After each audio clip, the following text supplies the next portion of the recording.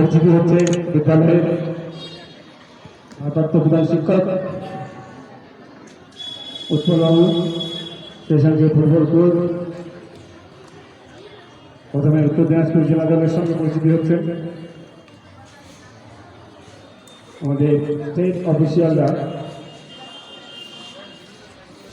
গোলাপি এবং কালো জার্সি পরে উত্তর দিনাজপুর জেলাটি এবং হলুদ নীল জার্সি পরে মালদা জেলাটি আজকের প্রথম ম্যাচে অংশগ্রহণ করবে।